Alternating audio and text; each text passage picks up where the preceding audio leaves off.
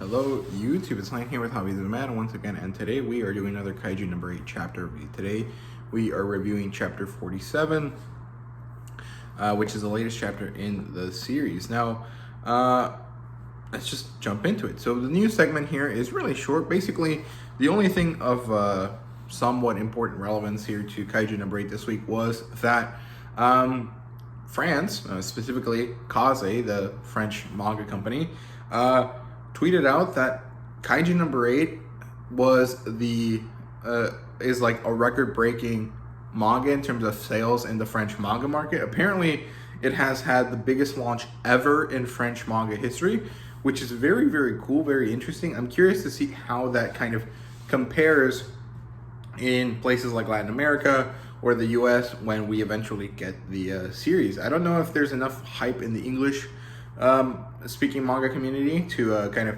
get similar numbers, but it is very interesting and it's super badass that this happened. I mean, Kaiju number 8 is a great series, obviously, and it really does deserve the love. So it's very cool that at least the French community has really taken to Kaiju number 8 that well, and that they have managed to break a record. So that's pretty awesome. That's very cool. But that's basically it in terms of news. I'm sure there's going to be a new volume coming out relatively soon here, but I haven't heard anything about it, or at least I haven't been paying attention enough on Twitter. But yeah, let's get into it. So the recap here is that Kaiju number 8 finally has emerged.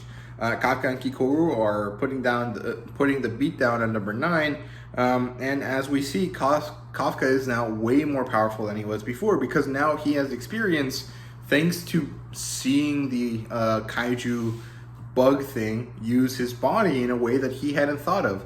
You know, it's kind of like how Deku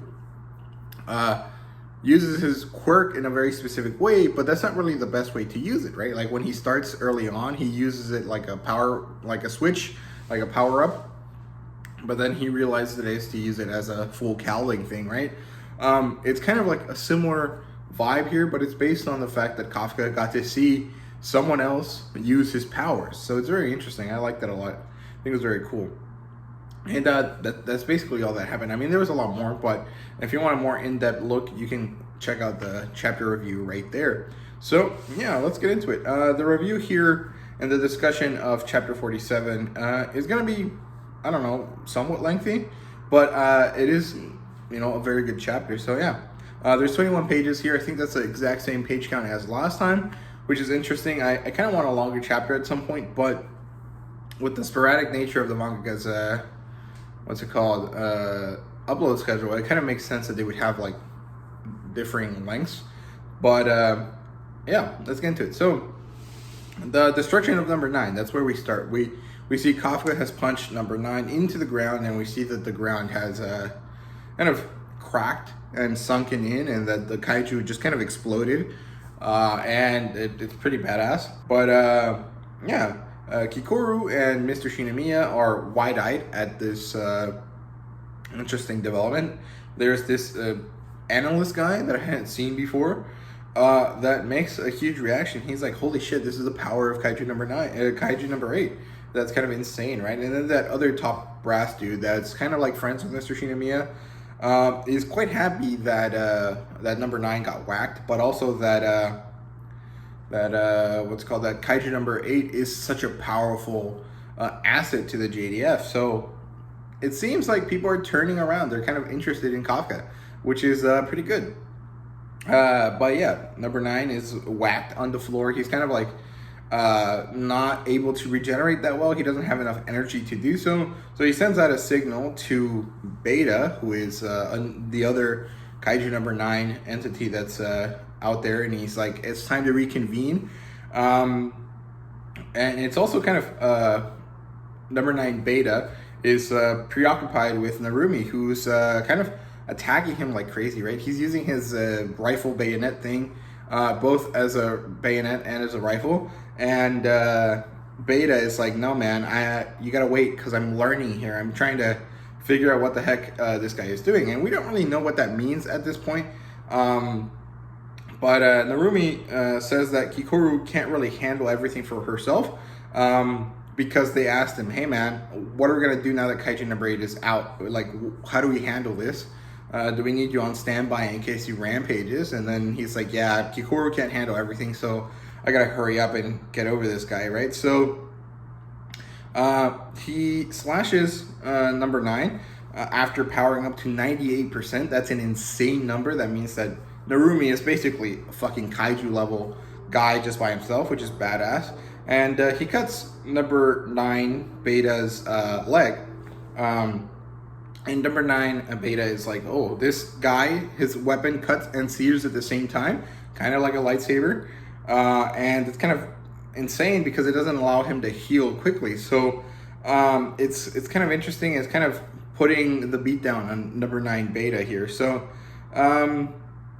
after that, Beta is kind of moving around. He's like, no, I gotta go away. He has a knife or a sword. I gotta move away into long range so I can attack him because, you know, number 9 has those like bomb shot things. But it turns out that Narumi can still attack him because his gun is a gun, and he was just using the bayonet mostly. So he switches to the gun configuration and he shoots him. And, you know, it's a sword and a gun, so what's it called? He's got short and long range attacks covered. So 9 Beta is like, damn, I don't know what to do. He calls in more ants, and he kind of stays back and learns. And now he starts adapting. So he's kind of developing a new attack pattern, which is very, very interesting. He kind of pushes his body into the ground, and he spreads his body as roots, and then he pulls out these kind of like little broccoli looking branch things all over the place, and he explodes them, and it makes a big boom, right? And apparently number 9 is an adaptive type kaiju. He's kind of like a virus. He learns and changes and grows stronger every time. So this kind of ties back into the fungus idea, but now it's kind of evolved into this virus concept. But basically it seems like number 9 is a very interesting kind of like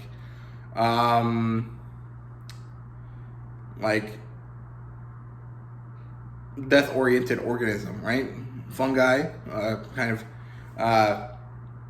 eat rotting things, and viruses kill things. So it's a very, very interesting kind of way of looking at it. It's a reinforcement of that fungus kind of theory / thing that I've been going on about. And basically, everyone decides that number 9 is a huge threat, which kind of makes sense. But Narumi, in his funky-ass way, is like, no, it's okay. I'm a threat too. And he shows up that he didn't die with that big kaboom. And number 9 is actually quite surprised by this. He's like, holy shit, this guy's still alive? And, you know, Narumi's like, yes, and it's time to hunt. And he, you know, does a thing with his hair and his eyes change.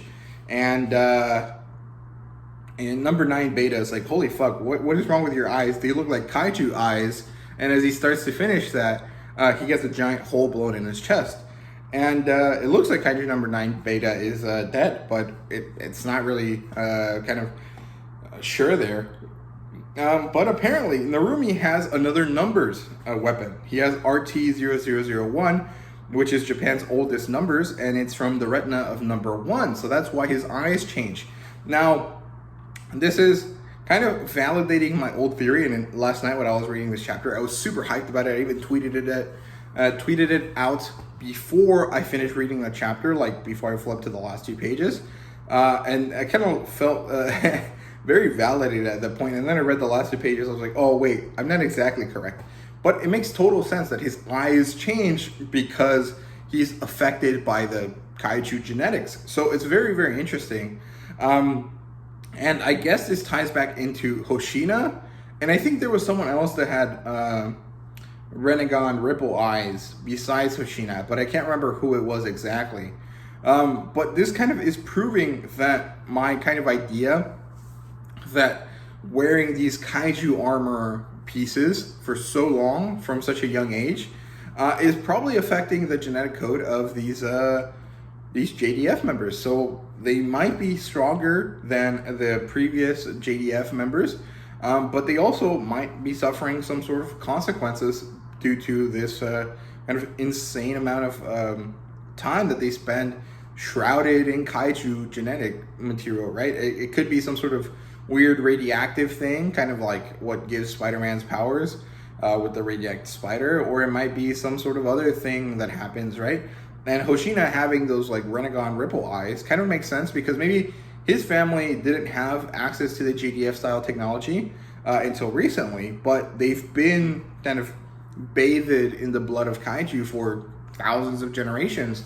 So it makes sense that he would have these kind of funky extra bits of power there. So I don't know, very interesting, very validated by this chapter, and I really enjoyed it. It was really enjoyable. It was not necessarily like the most hyped chapter ever, but it was really badass. I really enjoyed it. I thought the exposition that was given today was given not today, like given on in the chapter was pretty good and very interesting, and I really just enjoyed the kind of development of number 9. But at this point, number 9 seems to be like the big bad villain, the kind of opposite of Kafka.